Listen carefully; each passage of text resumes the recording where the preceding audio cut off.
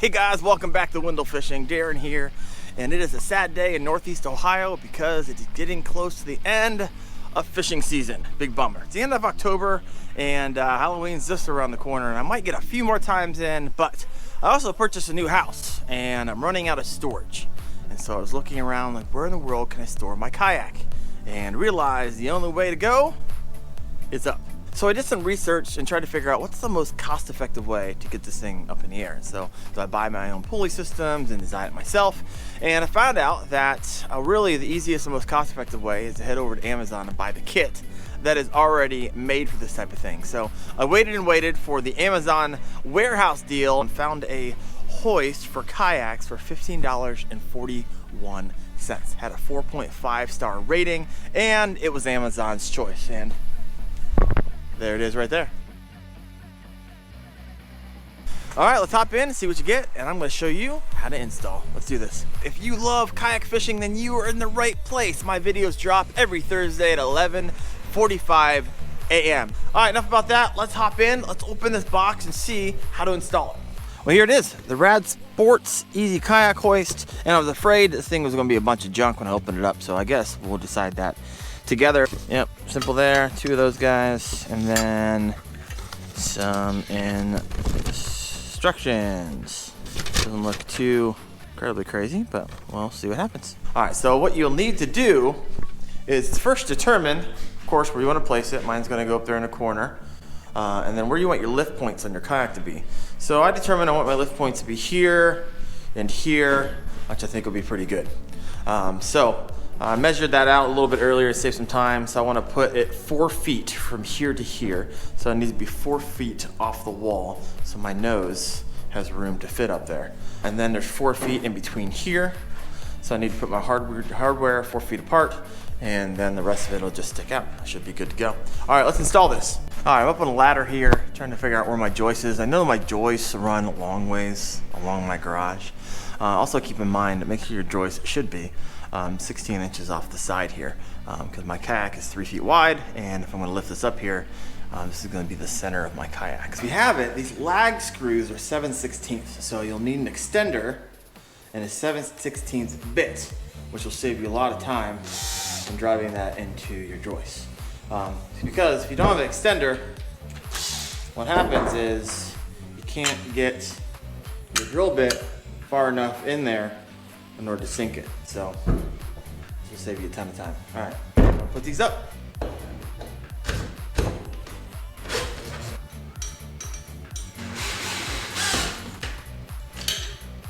All right, so it's obvious I have a finished ceiling, but if you don't, it's open, you're still showing the studs, you can skip that step and just take this hardware and attach it right to your studs. So it makes it a lot easier. And basically just drill a hole through here and you leave enough room in order to go all the way through. Or another option here, you can build this on your work table on a longer 2x4, and then when you're done, just attach it to the ceiling. But since I have a finished ceiling and I know where the joists are, I'm gonna do it this way. All right, let's move on. Now we're gonna basically simply attach these with these up to the ceiling, and we'll keep on moving on with this project. All right. Since I want my kayak, like it's sitting now, to be angled up here, and I wanna be pulling the rope on this side so I can attach it to a cleat down here, this is how you're gonna have to set up your hardware. I'm gonna want this one set up like this on the left side, and I want this one set up like this on the right side. And you'll see when we put the rope through it why I did that. All right, once you have these in on both sides, depending on which hand you are, I'm right-handed, so I put the nuts on the outside, and then take 11/16 socket and tighten those bad boys up. All right, to show you what I'm gonna do, I'm gonna tie this knot right here. It's gonna run down through this pulley, up over this pulley, and we'll get that started. All right, you might be thinking you're only gonna be pulling one rope and your kayak's gonna be lifting into the air. That's actually not true. As you can see here, there's 2 pulleys. And one, you stick through the lift brake up here, around the pulley over there, and that controls one of the pulleys. And your other rope, same thing, you go through the second hole, kind of see it right here. Go through the second hole, go on the left side of the pulley, and this controls the pulley right here. So when you're pulling, you're actually pulling on 2 ropes. So let's go ahead and get that set up. All right, so when you're running these, you would think at the brake, you put the go through the hole, you think you go this way for the brake, but you actually don't. You gotta tuck this behind this brake, and I'll show you why in a second. And then run it through your pulley. So when there's a lot of weight on the kayak, hits the brake. That's how that works. All right, after it runs down through here, run over the pulley, down through your other pulley. This is nice. Make sure these are facing inwards, and then back up, and then all you gotta do is just tie a knot. And that sits like that. And if you pull on it, that's how you get one side. Before I go start cutting rope, I'm gonna put the cleat on here, and since I know there's a stud right here, I'm gonna place this here. And then what I'm gonna do is I'm gonna lower the rope this side, the lowest it will go. And then once it wraps around the cleat a few times, I'll cut it, and then I'll set the rest of the rope. Now that I wrapped around a few times, it is at my lowest point that I need to be. I now can cut it off right here and run the other rope. Now I'm going to take my propane torch and burn the end so the rope doesn't fray. All right, same thing here. The rope down and then tie the knot up here. And now you have two that make them both go up and down.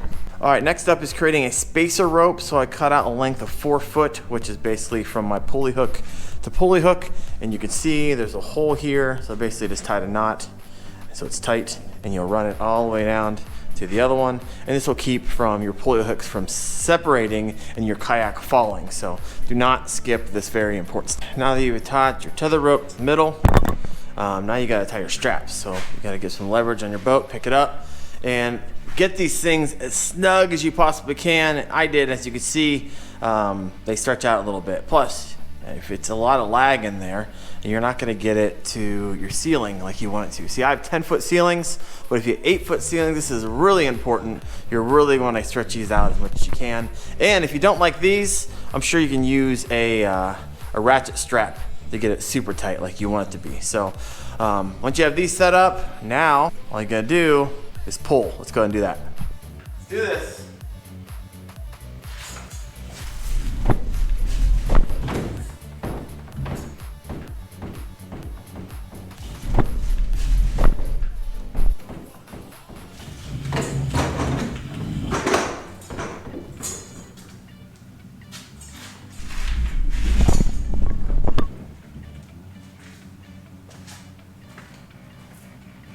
Hey guys and gals, if you like this, brought you some value, please hit that like button. If you want one of these, I'm gonna put the link in the description below. Make sure to check out those warehouse deals. And hey, if you love kayak fishing, hit that sub and bell notification and I'll keep them coming. All right, thanks, see ya.